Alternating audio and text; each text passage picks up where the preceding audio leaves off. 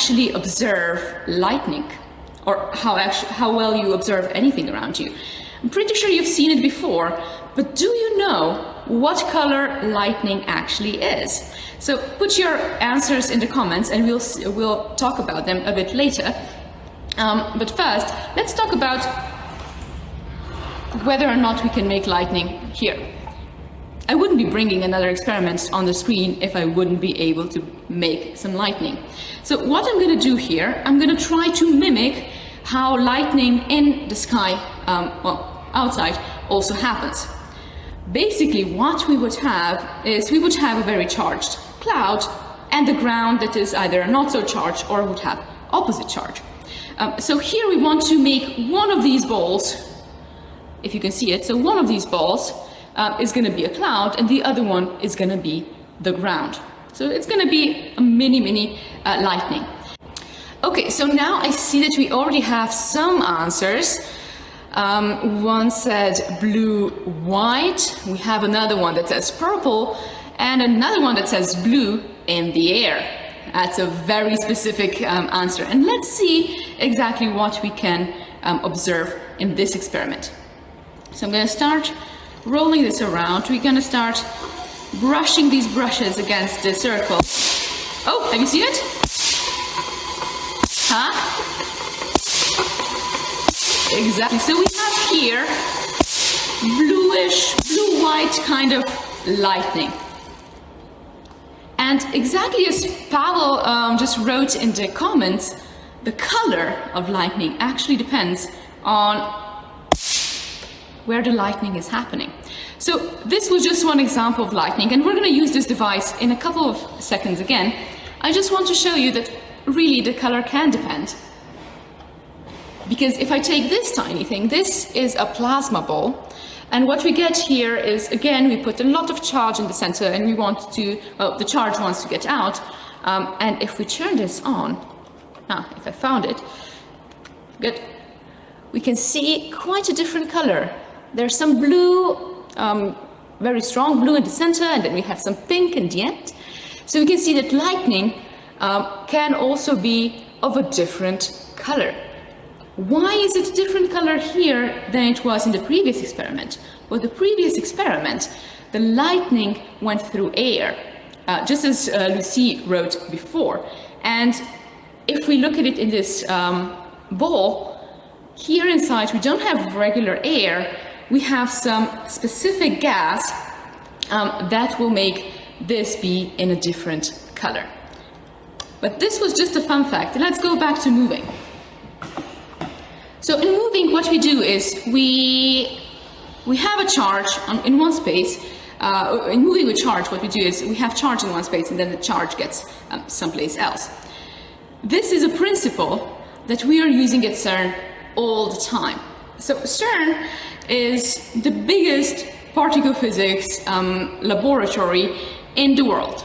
And what we're doing here is we're taking a charged particle and we're accelerating it so much that it reaches almost the speed of light. So it's really fast. If you want to know how fast that is, at the end, when it gets to, well, basically just 3 meters per second less than the speed of light, that particle has the energy of a flying mosquito. Well, I know that's not really that impressive. A flying mosquito typically doesn't have a lot of energy, but if you put all of that energy in a tiny particle, then this energy actually means quite a lot. But let's see actually how we get these particles to accelerate so fast. So we're going to use this device again. This device, just so you know, is called a Wimshurst machine. So we're going to use this device to accelerate not really a particle, but let's accelerate a ball. So what I have here, a long rail, and this rail has some copper strips here and there, and these copper strips are going to be connected to my Wimshurst machine. So one side is going to be connected to one side of the machine, and the other side is going to be connected to the other side.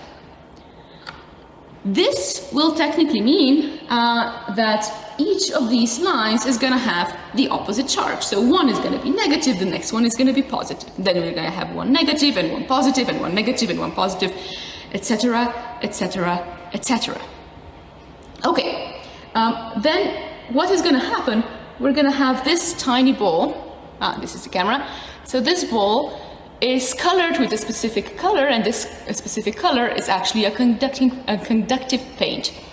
Because of this color, this ball actually gets charged the same way as the strip on which is on. So if this strip gets charged negatively, the ball is going to get negatively charged as well. And negatively charged ball doesn't really want to stay in a negatively charged place. So it's going to want to go to the positive charge. So for example, if this is the negative, it's going to want to go to the positive. And then it's going to get charged positively again. And let's see exactly how this rolls out in an experiment. Okay, I'm going to start by turning the Wimshurst machine again. This time without any sparks, hopefully. And let's see what's going to happen with the ball. The ball got stuck. Let's see what happens with the ball if I just slightly move it. Yeah. Can you see it? It's going, it's going, it's going, it's going, it's going. And it's going to go in the other direction again. And it's going in the other direction.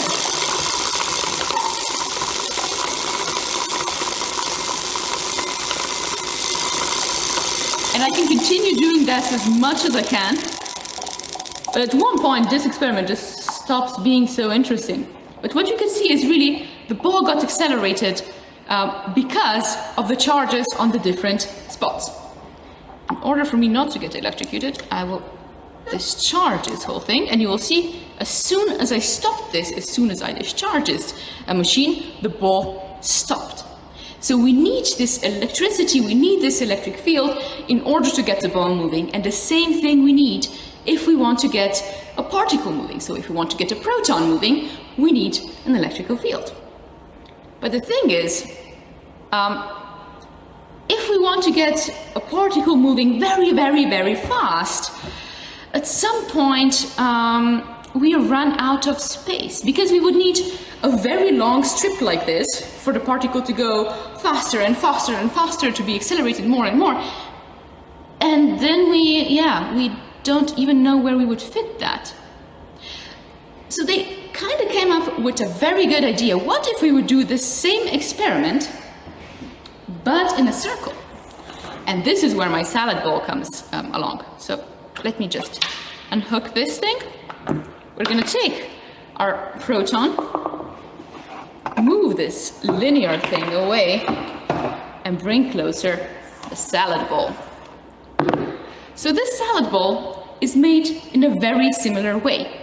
We have these copper strips, and these copper strips, basically, we charge one positively and one negatively, and then because these two meet in the middle, this one again is going to be positive, and these here, you can see on the side, they're also connected, so these will all get negative. So positive, negative, positive, negative, positive, negative, positive, negative.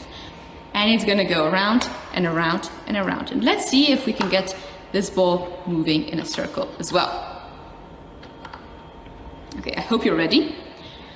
Let's go. 3, 2, 1.